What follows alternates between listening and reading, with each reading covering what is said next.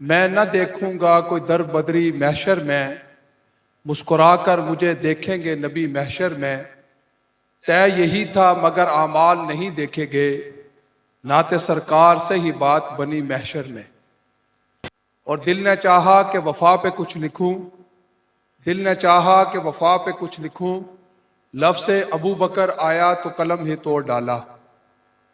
اور امیر شریعت مولانا عطا اللہ شاہ بخاری رحمۃ اللہ علیہ سے کسی نے جیل میں پوچھا کہ آج کی حکومت نے یہ فیصلہ کیا ہے کہ آج کے بعد آپ اس جیل سے نہیں نکل سکتے، تو انہوں نے فرمایا تھا کہ یہ قفس سے مجھ کو عزیز ہے، کچھ جی تو لوں گا قرار سے، مجھے چمن میں نہ لے چلو میں ڈرا ہوا ہوں بہار سے، چمن سے گزرے اے صبا تو کہہ دینا گل گلزار سے، خزاں کے دن قریب ہیں نہ دل کو لگانا بہار سے۔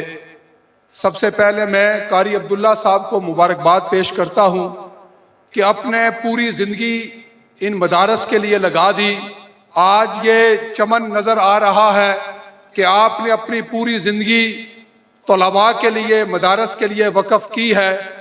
اللہ تعالیٰ سے دعا ہے کہ اللہ پاک آپ کو صحت دے اور آپ کو اور کامیابیاں عطا فرمائے۔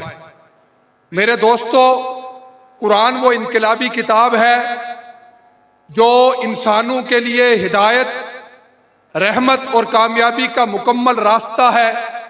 قرآن وہ کتاب ہے جس میں نہ کوئی تضاد ہے نہ کوئی کمی ہے، بلکہ یہ دلوں کو روشن کرنے والی وہ کتاب ہے۔ لیکن افسوس کہ آج میں نے اور آپ نے قرآن کو الماری میں رکھ دیا ہے۔ آج میرے اور آپ کے معاشرے کے اندر مغربی تہذیب کی یلغار آ چکی ہے۔ آج ٹی وی کے ذریعے، آج مختلف طریقوں سے مغربی تہذیب میری نوجوان نسل کے اندر آ رہی ہے۔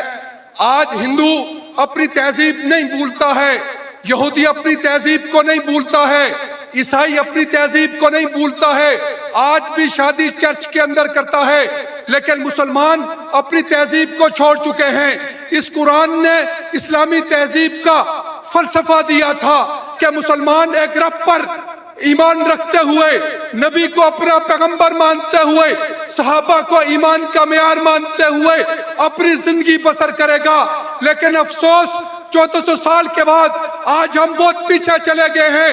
آج ہمیں پلٹ کر دوبارہ عمر بن خطاب کے نظام کی طرف آنا پڑے گا، پلٹ کر صدیق اکبر کے نظام کی طرف آنا پڑے گا۔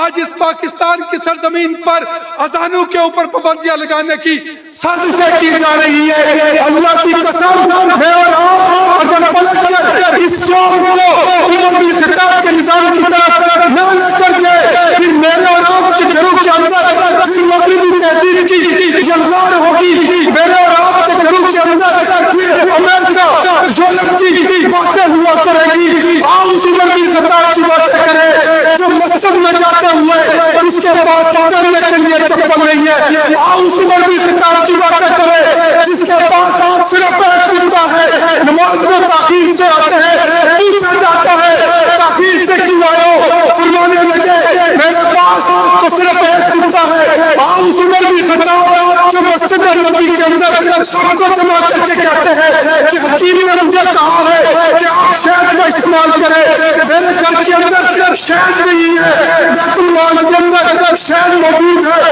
اگر آپ لوگ اجازت دیتے ہیں تو میں عمر بن خطاب اس شہد کا استعمال کروں۔ میرے دوستوں، وہ نظام کامیابی کا تھا، وہ نظام عزت والا تھا، وہ نظام شہرت والا تھا، وہ نظام کامیابی والا تھا کہ جس کے لیے یہودی کہا کرتے تھے کہ اگر انسان عمر بن خطاب زندہ رہ جاتا پوری دنیا سے کافروں کا، کفر کا نظام کا خاتمہ ہو جاتا۔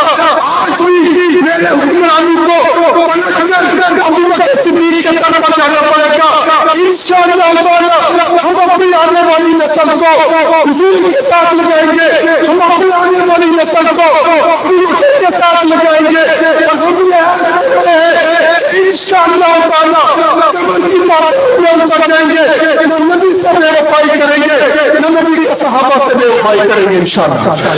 زندہ کی سلاخیں ٹوٹیں گی، کفنوں کو پریشان دیکھیں گے، دعویٰ ہے ہمارا زنجیروں ہم جس سے بہارا دیکھیں گے، کیا ہو جنون کی چاہت میں ہم کو بھی شب غم آ جائے، کچھ لوگ تو ایسے ہوں گے جو صبح کا نقشہ دیکھیں گے.